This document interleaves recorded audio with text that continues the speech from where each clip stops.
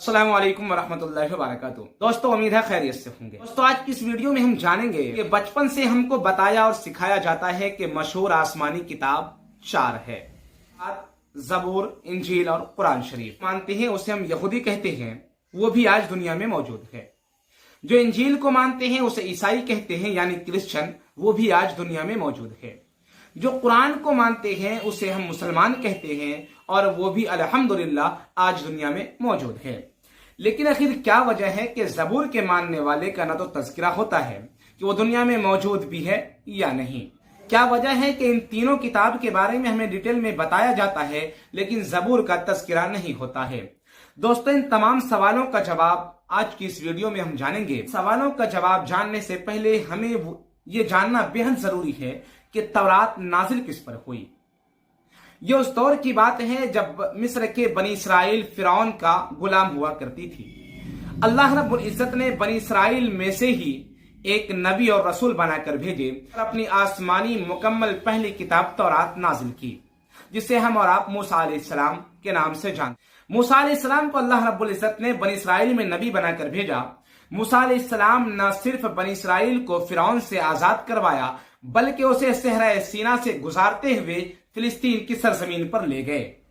मूसा अलैहिस्सलाम का दौर लगभग 1400 साल कबले मसीह का है, यानी ईसा अलैहिस्सलाम के पैदाइश से 1400 साल पहले मूसा अलैहिस्सलाम मौजूद थे और आज के हिसाब से तकरीबन 3500 साल पुराना बताया। दौर गुजरने के बाद फिलिस्तीन की सरजमीन पे दाऊद अलैहिस्सलाम की हुकूमत कायम हो गई। तो एक बात याद रहे कि दाऊद अलैहिस्सलाम के दौर तक बनी इसराइल मूसा अलैहिस्सलाम पर नाजिल की जाने वाली किताब तौरात पर ही अमल करते थे और उसको ही फॉलो किया करते थे। कि दूसरी मुकम्मल किताब ज़बूर दाऊद अलैहिस्सलाम पर नाजिल किए, बल्कि ज़बूर के अंदर सिर्फ अल्लाह रब्बुल इज्जत की हम्द, अल्लाह रब्बुल इज्जत की तारीफ और तौसीफ बयान की गई थी।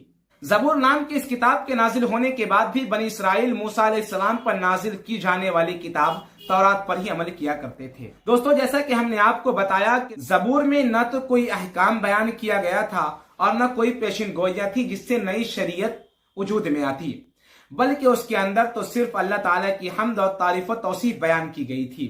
यही वजह थी कि दाऊद अलैहिस्सलाम के दौर में भी बनी इसराइल मूसा अलैहिस्सलाम पर नाजिल की जाने वाली तौरात पर ही अमल किया करते थे और आज भी यहूद उस पर अमल करते हैं। हाँ, ये बात अलग है कि लंबा वक्त गुजर जाने के बाद वो किताब अपनी असली हालत पर बाकी नहीं है, लेकिन आज भी जो यहूद हैं वो तौरात को पढ़ते हैं। दोस्तों, अब आपको मालूम हो गया होगा कि आखिर ज़बूर के मानने वाले आज के दौर में मौजूद क्यों नहीं हैं। इसलिए कि ज़बूर कोई शरीयत की किताब नहीं थी, ज़बूर के अंदर कोई अहकाम बयान नहीं किया गया था, उसके अंदर तो सिर्फ अल्लाह की हम्द, तारीफ और तौसीफ बयान की गई थी। इसलिए ज़बूर के मानने वाले आज के इस दौर में मौजूद नहीं हैं। दोस्तों, आज के लिए बस इतना ही, फिर मिलते हैं किसी एक नए वीडियो में। अस्सलामु अलैकुम वरहमतुल्लाहि वबरकातुहू।